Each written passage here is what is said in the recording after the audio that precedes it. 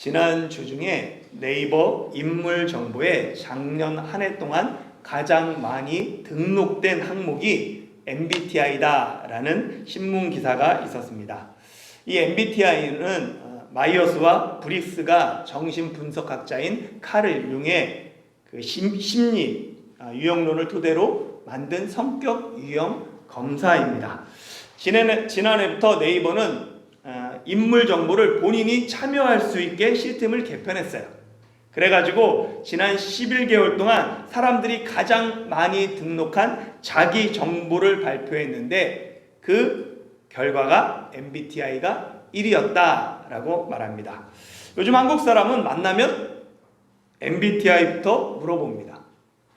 한국에서 MBTI가 유행하면서 예전에 한번 말씀드린 것처럼 너 T냐라는 밈이 유행하고 슬퍼서 빵을 샀어, 우울해서 빵을 샀어, 괴로워서 빵을 샀어, 속상해서 빵을 샀어 등 관련 영상들이 많이 볼 수 있습니다. 그 많은 영상 중에 제가 영상 하나를 준비했습니다. 엄마가 속상해서 빵을 샀어. 슬퍼서 빵을 샀어. 엄마가 슬퍼서 빵을 샀다니까. 아니, 엄마 슬퍼서 빵 샀다고. 슬퍼서. 엄마 슬퍼서 빵 샀어. 어? 아니, 대시야. 엄마 슬퍼서 빵 샀다고. 지금 잘 들어봐. 엄마가 너무 슬퍼서 속상해서 너무 슬퍼서 빵 샀다고.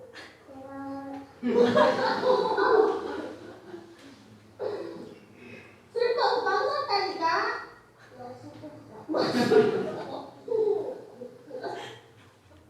예. 그래요? 속상한 것과 빵이 왜 연관되는지 이해하려고 왜 저러지? 여기 뭐가 문제지? 하는 분들은 판단 근거가 분석하는 T, 띵킹 유형입니다. 반대로 사람에 집중하고 그 관계에 집중하는 것, 그 사람은 F 유형, 필링 유형이라고 말하죠.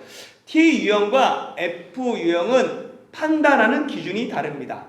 보면은 T는 진실과 사실에 관심이 있어요. 논리적이고 분석적이고 객관적으로 판단합니다. 결과를 중시해요. 그러다 보니까 T 유형은 결론을 뭐라고 그래요? 그럼 빵은. F 유형은 다르죠. 사람과 관계가 중요합니다. 그리고 상황과 감정을 고려해요. 과정을 중시하죠. F 유형은 뭐라고 대답해요? 그래서 왜 슬펐어? 그 결과가 이 결과, 감정에 집중하기 때문입니다. 김영환의 울꽃이라는 글이 있어요.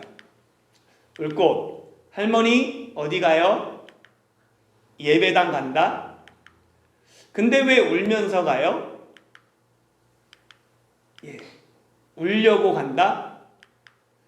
왜 예배당 가서 울어요? 울 데가 없다. 이게 울꽃이라는 시입니다.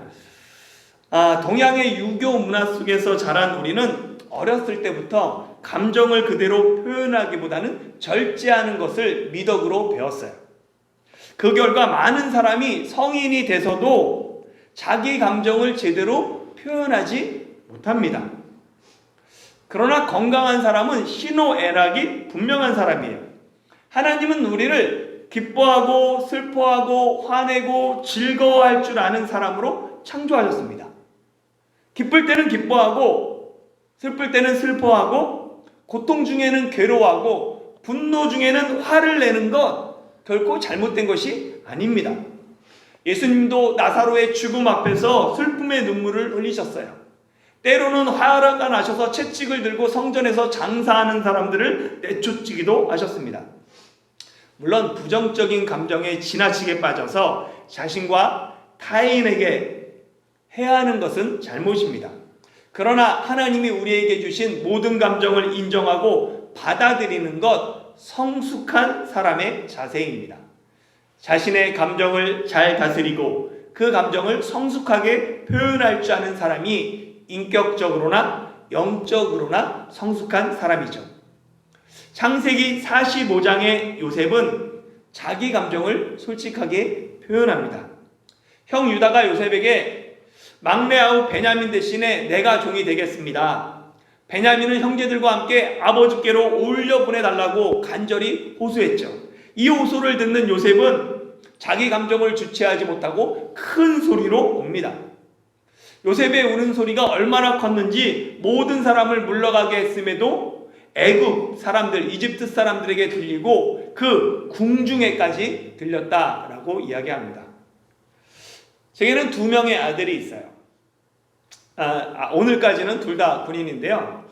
그중 한 아들이 태어날 때부터 짜증이 많았습니다. 3살 버릇 80까지 간다고 그 아이는 지금도 짜증이 많아요. 다행히 아들이 장성한 후에는 다른 사람들 앞에서는 짜증내는 모습을 잘 드러내지 않아요. 그런데 자신의 본 모습을 부모 앞에서는 감추지 않습니다. 제 마음에는 부모 앞에서도 좀 가면을 썼으면 좋겠는데 그렇지 않아요. 처음에는 이런 짜증내는 아들의 모습을 이해하지 못했습니다. 그래서 속상하기도 하고 실망하기도 했죠. 그러다 어느 날 제 생각에 전환점이 찾아왔어요. 아들이 제 앞에서 짜증내는 것, 나를 아빠로 생각하기 때문이다 라는 것을 깨달았어요. 자기 부모니까 안정감을 느끼고 자기 감정을 그대로 표현하는 것이에요. 제 아들이 다른 사람 앞에서 안정감을 느끼고 자기 아빠 앞에서는 그 믿지 못하는 거죠. 감정을 숨기려고 애쓴다면 아빠로서 참 힘들 것 같아요. 사실 이 사실을 알게 되니까 짜증내는 아들이 고맙기까지 합니다. 그렇게 부모에게 자기 감정을 표현한 후에는 스스로 자기 감정이 풀려서 정리하는 아들의 모습을 보면서 언젠가 아들도 아버지의 마음을 배울 날이 있을 것이다 라는 기대감이 생깁니다. 이 원리가 하나님과 나 사이에서도 그대로 적용돼요. 내가 때로 하나님 앞에 짜증내고 하나님을 귀찮게 하고 매일 똑같은 기도 제목으로 하나님께 칭얼대도 하나님이 내 아버지가 되시니까 나를 책망하지 않으십니다. 괴로울 때, 힘들 때, 하나님을 원망하고 불평할 때조차 하나님은 내 모습 그대로를 받아주십니다. 아니, 하나님은 하나님 앞에 나와서 표현하는 것만이라도 기뻐하시는 분이신 거예요. 내가 하나님을 아버지로 여기기에 하나님 앞에서 내 부족한 모습 그대로 보여도 하나님이 내 아버지라는 그 안정감이 있는 것이죠. 그 안정감이 바로 믿음입니다. 하나님 앞에서 자기 감정을 그대로 표현하십시오. 어린아이가 부모님 앞에서 자신을 온전히 표현하는 것처럼 하나님 앞에서 내 감정을 표현해야 합니다. 어린아이가 자기 부모에게 부정적인 속마음까지 표현할 수 있는 이유가 부모가 나를 받아줄 거다, 내 모습을 그대로 인정해 줄 것이다라는 믿음이 있기 때문입니다. 이런 믿음이 있으면 내 감정을 하나님 앞에 감출 필요가 없죠. 하나님이 내 아버지가 되시기 때문입니다. 하나님 앞에 가면 쓸 필요가 없어요. 그런데 우리는 하나님께 예배 드리면서도 다른 사람의 시선을 의식합니다. 다른 사람이 나를 어떻게 생각할까 걱정하며 자기 체면을 생각하죠. 그래서 손들고 찬양하고 목소리 높여 기도할 때 머뭇거리며 눈치를 봅니다. 분위기가 돼야 되는 거죠. 사실 여러분만 그런 것이 아니에요. 저도 마찬가지죠.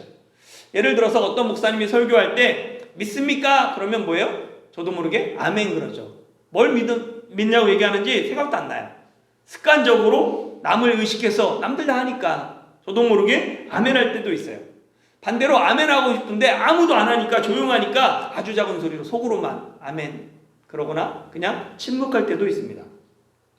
우리는 하나님 앞에서 어린아이가 돼야 해요. 어린아이가 부모 앞에서 마음껏 뛰어노는 것처럼 하나님 앞에서 마음껏 뛰어놀 수 있어야 합니다. 다윗이 그랬어요. 하나님의 법궤가 예루살렘 성에 들어올 때 다윗은 옷이 흘러내릴 정도로 신나서 춤추며 기뻐했습니다. 이런 다윗의 모습을 보며 아내 미갈이 다윗을 업신여겼죠. 그러나 미갈이 뭐라고 하든지 다윗은 온 힘을 다해 춤을 췄습니다. 왜냐하면 다윗은 하나님 앞에 춤춘 것이 아니라 하나님 앞에 춤췄기 때문입니다. 사람들 앞에서 다윗은 왕이었지만 하나님 앞에서 다윗은 언제나 하나님의 아들이었습니다. 성숙한 사람은 자기 감정을 표현하는 사람이에요. 표현할 때 온전한 자유와 치유가 그리고 회복이 일어납니다. 이런 의미에서 요셉은 형들보다 나이는 어렸지만 인격과 신앙에 있어서 성숙한 사람이었습니다. 요셉은 궁중의 사람들이 모두 들을 수 있을 정도로 큰 소리로 울면서 자신이 요셉임을 밝혀요. 나는 당신들의 아우 요셉이니 당신들이 이집트의 판자다. 이 요셉의 말을 듣는 형제들의 심정이 어땠을까요? 형들은 아버지 품에서 사랑받고 자란 그 요셉이 당연히 이집트의 혹독한 노예 생활을 견디지 못했을 것으로 생각했어요. 그래서 형들은 요셉이 죽었다고 믿었죠. 그런데 요셉이 이집트의 절대 권력자가 되어 나타났습니다. 너무나 형들이 큰 충격을 받았죠. 이제 요셉은 구덩이에서 울며 불며 살려달라고 했던 그 어린 동생이 아닙니다. 자신들의 생사를 주관할 수 있는 절대 권력자예요. 형들은 자신들이 요셉에게 행한 죄로 인해 벌을 받을 것이라는 큰 두려움에 빠졌습니다. 그런 형들을 향해 요셉이 이렇게 말합니다. 5절 말씀 같이 읽겠습니다. 시작. 당신들이 나를 이곳에 팔았다고 해서 근심하지 마소서, 한탄하지 마소서. 하나님이 생명을 구원하시려고 나를 당신들보다 먼저 보내셨나이다. 아멘. 형들은 이집트의 총리가 된 요셉을 보면서 근심하고 한탄했어요. 그런데 요셉은 형들에게 근심하지 말고 한탄하지 말라고 말합니다. 그리고 당신들이, 형들이 요셉을, 자신을 판 그 사건을 하나님의 시선으로 해석해요. 형들이 요셉을 판 사건, 과거에 있었던 사건이죠. 그리고 사실입니다. 이 사실은 변하지 않아요. 그러나 그 사실을 바라보는 시선은 변할 수 있습니다. 형들은 자신들이 판 그 사건을 인간적으로 바라보죠. 그러니까 결국은 만약에 요셉이 그 사건을 인간적으로 바라보면 형들을 원망해야 돼요. 불평해야 돼요. 분노해야 돼요. 그리고 그 죄에 대한, 벌에 대한 대가를 치르게 해야 됩니다. 그러나 똑같은 사건을 하나님의 시선으로 바라보면 감사하고 자족하며 기대하며 소망하며 용서하게 되는 거죠. 요셉은 자신에게 일어난 비참하고 불행한 사건을 인간적인 시선이 아니라 하나님의 시선으로 해석합니다. 형들이 자신을 이집트로 판 사건, 그것을 하나님이 생명을 구원하기 위하여서 나를 당신들보다 먼저 보낸 사건으로 해석하고 있습니다. 똑같은 사건을 만났을 때 인간적인 시선으로만 사실을 보는 사람이 있고 하나님의 시선으로 사실 너머를 바라보는 사람이 있습니다. 하나님이 모세에게 각 지파에서 대표 한 사람씩 12사람을 뽑아서 가나안 땅을 정탐하도록 시켰어요. 12명의 대표가 가나안 남쪽부터 북쪽까지 쭉 40일 동안 정탐하고 돌아옵니다. 큰 포도송이를 막대에 깨고 석류와 무화과를 들고 돌아오죠. 이스라엘 백성이 그들이 가져온 그 과일들을 보고 기뻐합니다. 그런데 10명의 정탐꾼은 그 땅 주민들은 강하고 그 성읍은 견고하고 심이 클 뿐 아니라 거기서 신장이 장성한 안악자손을 보았다라며 가나안 땅을 암평합니다. 그들의 말이 거짓은 아니에요. 그들은 있는 그대로 사실만을 이야기했습니다. 그러나 그들은 사실 뒤에 역사하시는 하나님은 생각하지 않았어요. 하나님이 그 땅을 너희에게 주겠다고 약속했는데 그들은 하나님의 약속을 믿지 않았습니다. 그들에겐 믿음이 없었어요. 그러나 갈렙과 여호수아는 사실 뒤에 역사하시는 하나님을 바라보았습니다. 그들은 똑같은 사건을 자신들의 사건이 아니라 하나님의 사건으로, 하나님의 시선으로 해석합니다. 인간적인 시선으로 보면 아낙 자손 앞에 이스라엘 백성은 메뚜기 같습니다. 그러나 하나님의 시선으로 아낙 자손을 바라보면 아낙 자손은 이스라엘 자손의 먹이인 거예요. 하나님의 계획과 섭리를 믿지 않는 사람은 자신이 메뚜기가 됩니다. 그러나 하나님의 계획과 섭리를 믿는 사람은 상대방이 먹이가, 밥이 되는 거예요. 일상에서는 섭리라는 말을 잘 사용하지 않습니다. 기독교에서 섭리란 지혜와 사랑으로 온 우주를 다스리는, 온 우주에서 일어나는 모든 일을 다스리는 하나님의 뜻 또는 하나님의 통치를 섭리라고 말합니다. 요셉은 자신에게 달한 모든 시련과 고통, 하나님의 뜻을 이루기 위한 하나님의 섭리라고 고백하는 거예요. 형들이 자신을 지나가는 상인에게 판 것도, 많고 많은 이집트 사람들 중에서 보디발, 바로의 친위대장 보디발의 집에 팔려간 것도, 보디발의 아내에게 모함 당해 감옥에 간 것도, 술 맡은 관원장이 자신을 잊어버린 것도, 모든 것이 하나님의 섭리대로 이루어졌다라는 믿음의 고백입니다. 요셉은 자신에게 있었던 고통과 절망을 세상의 기준과 시선으로 해석하지 않고 하나님의 시선과 믿음의 눈으로 해석합니다. 형들은 사건을 인간적인 시선으로 바라봤어요. 그래서 요셉이 총리로 등장하자 근심하며 한탄했습니다. 걱정하며 다른 사람을 탓했죠. 형들은 요셉을 자신들이 저지른 죄에 대한 심판자로 보았어요. 그러나 요셉은 형들에게 심판자가 아니라 구원자로 등장했습니다. 요셉은 형들에게 자신의 판 그 사건을 7절에서 뭐라고 얘기하냐면, 하나님이 큰 구원으로 당신들의 생명을 보존하고 당신들의 후손을 세상에 두려고 했습니다. 그 사건으로 해석하고 있는 거예요. 그러니까 똑같은 사건을 형들은 인간적인 시선으로 바라보고 해석하지만 요셉은 하나님의 시선으로 바라보고 해석합니다. 그래서 요셉이 형들에게 하는 말에는 생명, 하나님, 구원, 보존, 후손 등의 단어가 반복해서 등장해요. 이 단어들은 창세기 3장부터 시작된 하나님이 구원하겠다는 그 구속사의 주제들입니다. 요셉은 자신에게 일어난 모든 사건을 옳고 그름의 윤리적인 시선이 아니라 하나님의 구원 사건으로 해석하고 있는 거예요. 요셉이 하나님의 시선으로 구원 사건으로 해석하니까 세상에서 가장 비참한 그 사건이 구원하는, 생명을 구원하는 축복의 사건으로 변화됩니다. 똑같은 사건이 심판의 사건이 아닌 구원의 사건이 돼요. 여러분은 눈앞에 일어난 사실만을 바라봅니까?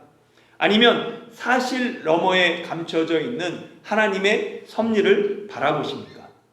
하나님의 섭리를 바라볼 때 저주가 변하여 축복이 되고 사망이 변하여 생명이 된다는 사실을 믿으시기를 바랍니다. 그런데 문제가 있어요. 문제는 이 하나님의 섭리는 대부분 모든 사건이 끝난 후에 알게 된다는 거예요. 그 중간에 알게 되면 얼마나 좋아요. 아니면 미리 알면 얼마나 좋아요. 그럼 소망이 있고 힘이 있잖아요. 그러나 섭리는 모든 일이 지난 후에 알게 됩니다. 그래서 섭리를 통과할 때는 이 노아의 방주를 묵상해 봐야 돼요. 노아의 방주는 일반적인 배가 아닙니다. 배는 물 위에 있는 교통수단으로 이동할 수 있어야 돼요. 배를 움직이기 위해서는 동력이 필요합니다. 예전에는 도시나 노 갖다가 저었고 요즘에는 엔진을 통해 움직이죠. 그런데 방주에는 배를 움직일 수 있는 동력이 되는 도구가 없습니다. 그리고 방향키도 없어요. 방주는 그냥 물 위에 떠 있는 부력만 있을 뿐입니다. 오직 하나님께 맡겨야 되는 것, 그것이 바로 방주의 의미예요. 내 힘으로 할 수 있는 게 아무것도 없습니다. 하나님의 섭리도 마찬가지예요. 자기 마음대로 방향을 조절할 수도 없어요. 속도를 조절할 수도 없습니다. 내가 예측 가능하지도 않아요. 예측 불가능합니다. 하나님이 왜 나를 이 깊은 어둠 속에, 고통 속에, 가난 속에, 어려움 속에 두었는지 알지 못합니다. 그저 하나님께 맡기는 거예요. 하나님의 섭리 가운데 내가 할 수 있는 일은 오직 하나님의 선하심을 믿고 하나님의 말씀에 순종하는 것뿐입니다. 고난 중에는 아무런 희망이 보이지 않아요. 모든 것이 절망적입니다. 그러나 고난 뒤에는 언제나 하나님의 자비로운 손길이 예비되어 있습니다. 지금은 먹구름이지만 먹구름 너머에는 언제나 빛나는 태양이 감춰져 있습니다. 이 사실을 믿고 순종하는 겁니다. 하나님이 내게 허락하신 고난은 나를 심판하려 하심이 아니라 내 생명을 구원하고 다른 사람을 구원하기 위한 하나님의 섭리입니다. 하나님의 섭리를 믿기에 지금 주어진 자리에서 순종의 삶을 살아가는 것입니다. 비록 고난 중에도 하나님의 섭리를 믿으며 순종을 통해 고난을 축복으로 변화시키는 여러분이 되기를 축원합니다. 요셉의 형들이 왔다는 소식을 파라오와 신하들이 듣고 모두 기뻐하죠. 이들이 요셉의 형제들이 왔다라는 소식을 기뻐하고 있는 것을 보면 요셉의 궁중 생활이 그래도 나름대로 인정받고 사랑받고 있구나라는 것을 짐작할 수 있습니다. 요셉은 파라오에게 신임받았어요. 절대적인 신임을 받고 아래 총리들에게 존경받았습니다. 궁중 암투라는 말이 있죠. 그러니까 궁궐, 왕궁 안에서 권력을 차지하기 위해서 물밑에서 치열하게 다툼이 일어날 때 궁중 암투라는 말을 씁니다. 이 궁중 암투를 다룬 소설이나 영화를 보면 정말 비정하기가 짝이 없어요. 권력의 속성이 비정입니다. 다니엘은 바벨론 포로로 잡혔다가 다리오 왕 때 바벨론을 다스리는 3명의 총리 중 1명이 되죠. 다니엘이 총리가 되니까 다른 총리들과 고관들이 어떻게 해서든지 다니엘을 끌어내려고 해요. 그 다니엘을 고발하려고 힘쓰죠. 결국 다니엘은 함정이라는 것을 알면서도 신앙을 지키기 위해서 정말로 그 함정에 들어갑니다. 그 결국 사자 불에 던져지죠. 이 사건은 다니엘이 총리가 된 것보다 총리 자리를 유지하고 지키는 것이 얼마나 더 어려운 일인가를 보여줘요. 사울과 다윗 관계도 마찬가지입니다. 사울과 다윗은 그냥 단지 왕과 천부장의 관계가 아니에요. 그들은 장인과 사위죠. 그런데 다윗이 백성들에게 인기가 높아지자 사울인 장인이 어떻게 해서든지 다윗을 죽이려고 합니다. 그때부터 다윗은 사울을 피해 10여 년 동안 도피 생활을 해요. 권력은 사위랑 나누지 않아요. 사위가 아니라 아들이라고도 같이 나누지 않는 게 권력입니다. 그 정도로 권력은 비정해요. 그런데 요셉은 권력의 중심에서 살아남은 정도가 아니에요. 파라오에게 절대적인 신임을 받습니다. 그리고 신하들이 요셉을 존경하며 인정합니다. 그래서 파라오는 형들이 왔음을 기뻐하면서 요셉에게 이참에 아예 가족들을 모두 다 이집트로 이주하라고 말합니다. 내가 좋은 땅을 주겠으니 이집트로 이주하면서 그러면 이번에 이집트의 수레까지 가나안 땅으로 보내서 편하게 가족들을 모셔오라 라고 명령할 정도로 요셉은 극진한 대우를 받았습니다. 오늘날로 말하면 저기 부모님 시골에 계신데 힘들게 있으니까 롤스로이스 차를 보내든가 전용기 보내는 거죠. 비행기 보내가지고 가족을 모셔오라 라고 얘기를 해요. 이 요셉은 이집트에 수레를 주고 순나기 10필과 암나기 10필에 필요한 양식, 곡식 그리고 아름다운 물건들을 가득 실어서 형들을 가나안 땅에 보내요. 그러면서 형들에게 이런 당부를 합니다. 한번 24장 아침부터 다시 읽을까요? 시작. 이에 형들을 돌려보내며 그들에게 이르되 당신들은 길에서 다투지 말라 하였더라. 아멘. 요셉은 형들이 돌아가는 길에 다툴 것을 염려해요. 분명히 형들은 회개했습니다. 그러나 그들이 여전히 다투는 기질은 남아있는 걸 요셉이 알았던 거예요. 어머니 다툼 속에서 태어난 형제들은 태어났을 때부터 평생 지금까지 서로 경쟁하며 다퉜어요. 그렇기 때문에 그들의 기질과 본성은 쉽게 변화되지 않습니다. 그러니까 가는 길에 서로 다투지 마라, 니 탓 내 탓 하지 말아라 라고 이야기하는 거죠. 요셉은 형들을 이미 용서했어요. 그러니까 용서했으니까 이제부터 100% 형들을 신뢰해야 할까요? 요셉은 형들을 용서했지만 그들을 온전히 신뢰하지는 않습니다. 가끔 상대방을 용서했으니까 내가 저 사람을 좀 의심하지 말아야지, 신뢰해야지. 그런데 신뢰하지 못하는 자신 때문에 힘들어하는 사람들이 있어요. 그런데 상대방을 용서한 것과 용서한 사람을 신뢰하는 것과는 별개의 이야기입니다. 예를 들어 보겠습니다. 어떤 사람이 정말 급하다라고 하면서 돈을 빌려달라고 해요. 그래서 정말 딱해서 돈을 빌려줬어요. 그런데 빌려간 후에 잠적합니다. 이후 시간이 흘러서 우연히 그 사람을 만났어요. 그 사람이 울고불며하면서 반드시 돈을 갚겠다, 용서해달라라고 얘기합니다.